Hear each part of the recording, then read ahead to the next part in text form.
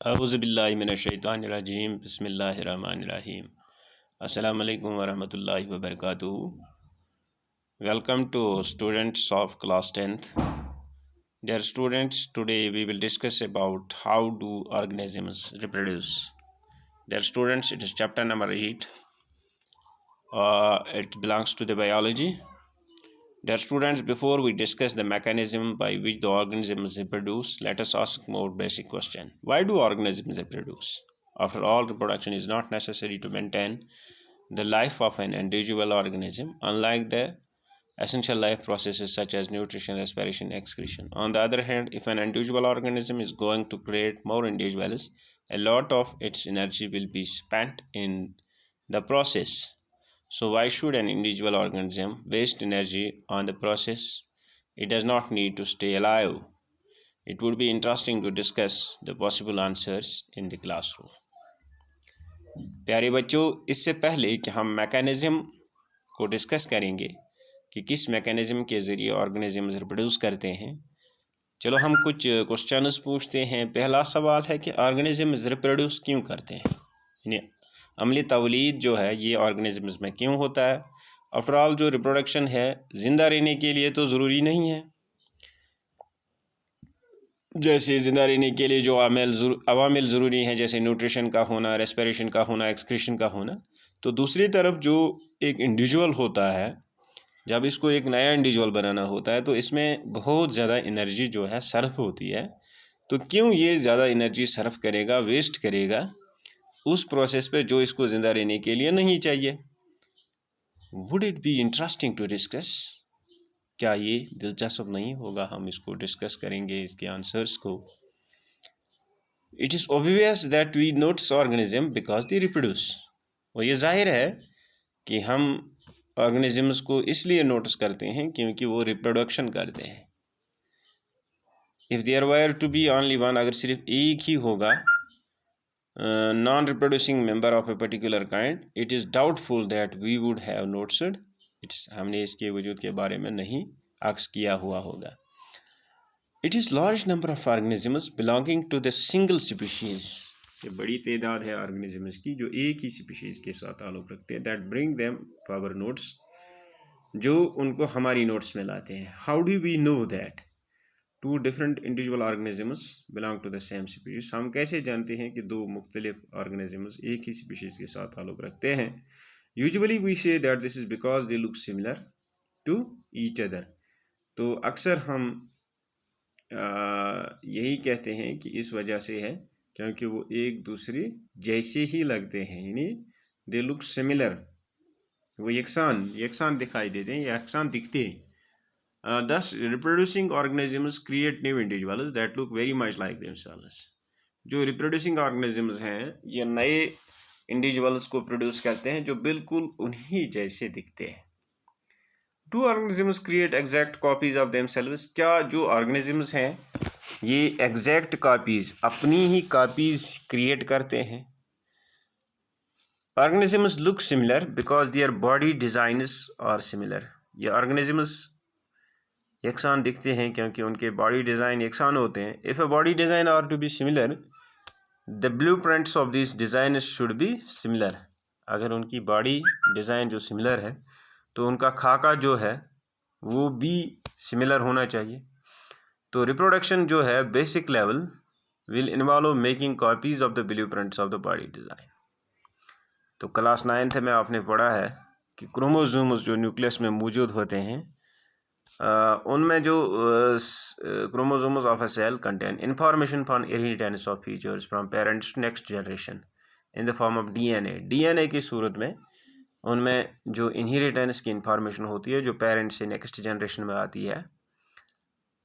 तो the DNA of the nucleus is the information source for making proteins. ये DNA क्या होता है? ये इंफॉर्मेशन सोर्स होता है प्रोटीन बनाने के लिए।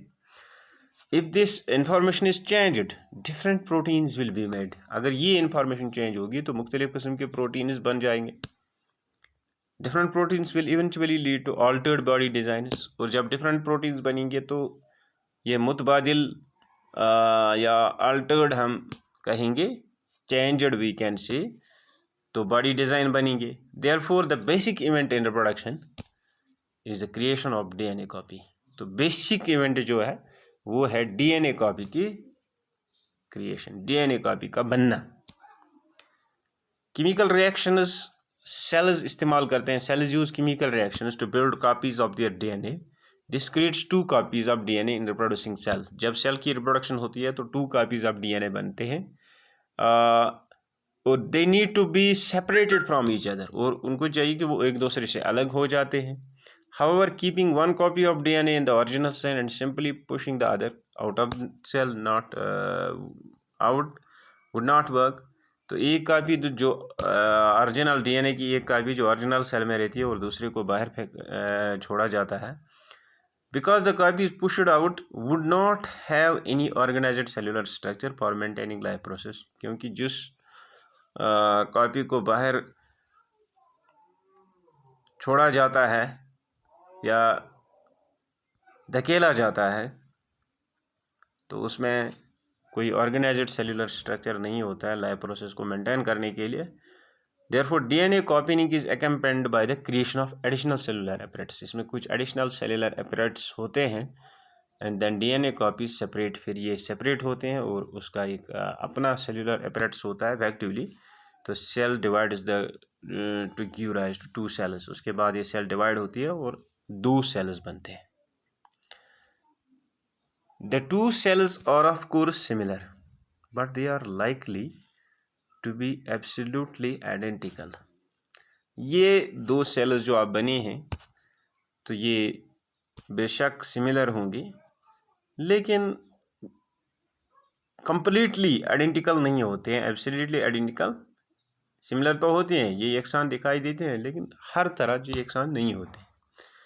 इस क्वेश्चन का आंसर क्या है? It will depend on how accurately the कॉपिंग reaction involve आकर। जो कॉपिंग रिएक्शन हो गई है वो कितनी, उसमें कितनी एक्यूरेसी है। No biochemical reaction is absolutely reliable, क्योंकि कोई भी बायोकेमिकल रिएक्शन जो है ये मुकम्मल तौर नहीं होती है। Therefore it is only to be expected, ये सिर्फ उम्मीद किया जाता है, हम ये नहीं इसको हम यकीनी माने, यकीनी नहीं होती है। तो ये सिर्फ एक्सपेक्ट किया जाता है that the process of copying the DNA will have this variations, will have some. जो कॉपिंग डीएनए की कॉपिंग होती है इसमें कुछ वेरिएशंस होते हैं हर वक्त। As a result the DNA copy generated will be similar. जो डीएनए की कॉपीज़ वहाँ पे पैदा होती हैं, निकल आते हैं, वो सिमिलर हो सकती हैं, will be similar but may not be identical, लेकिन आइडेंटिकल नहीं हो सकती हैं ओरिजिनल के साथ। Some of these variations might be so drastic, और कुछ वेरिएशंस इतनी खतरनाक हो सकते हैं that the new DNA copy can not work with the cellular apparatus it inherits. कि नई डीएनए कॉपी जो बनी है ये उस सेल्यूलर अपैरेटस के साथ काम ही नहीं कर सकती है जिससे ये इनहेरिट हुई है। Such a new born cell will simply die.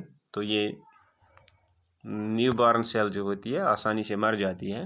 On the other hand there could still be many other variations. तो दूसरी तरफ बहुत सारी वेरिएशंस हो सकते हैं डीएनए कॉपीज़ में। That would not lead to such a drastic outcome,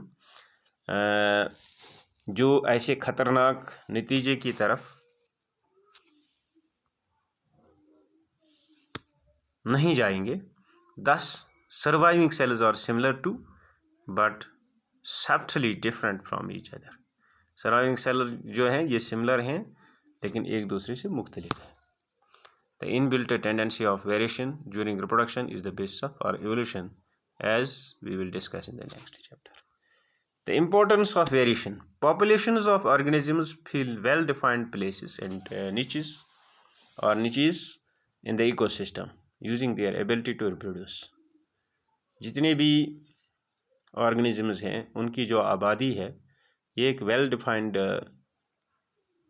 place fill करते हैं या निच, जिसको हम अपने इकोसिस्टम में यूजुअली जो उनकी एबिलिटी होती है रिप्रोडक्शन के लिए। The consistency of DNA copying during reproduction is important for the maintenance of the body design features that allow organism to use the particular niche. और जो कंसिस्टेंस होती है डीएनए कॉपिंग की रिप्रोडक्शन के दौरान, ये बहुत ज़रूरी होता है बॉडी डिज़ाइन को मेंटेन करने के लिए,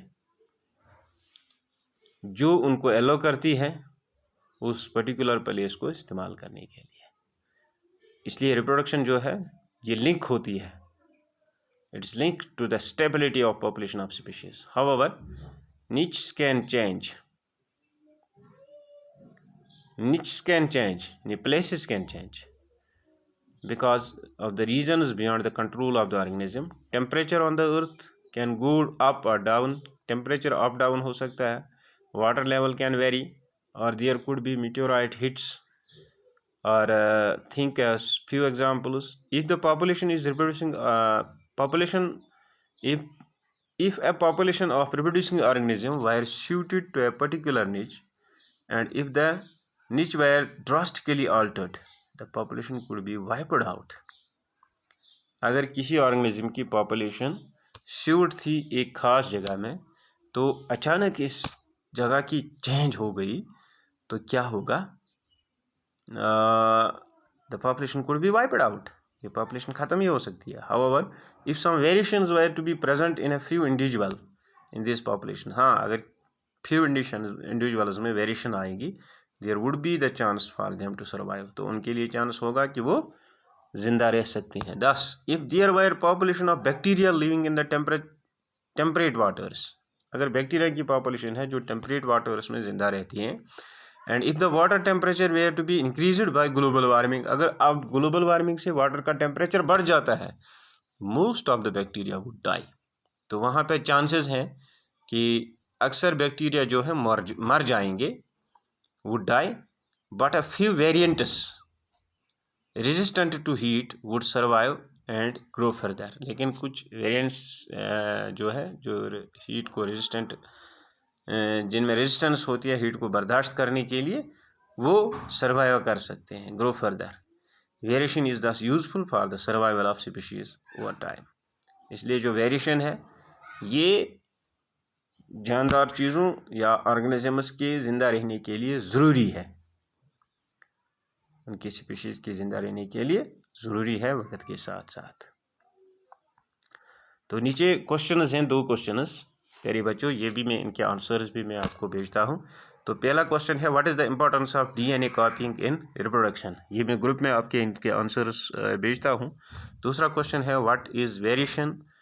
Y is variation beneficial to the species but not necessarily for the individual, species के लिए वेरिएशन क्यों बेनिफिशियल है लेकिन इंडिविजुअल के लिए ज़रूरी नहीं है। तो ये हमने अभी पढ़ा कि स्पीशीज़ के लिए ज़रूरी है क्योंकि स्पीशीज़ ख़त्म ही हो सकती है, लेकिन इंडिविजुअल होता है कि वो इसमें अगर रेजिस्टेंस हो इस वेरिएशन को बर्दाश्त करने के लिए, तो वो फिर भी ज़िंदा रह सकता है। तो आज it's enough for today, hope that you will yourself go through the lesson and try to understand the things well. Thanks, stay home, stay safe and stay blessed.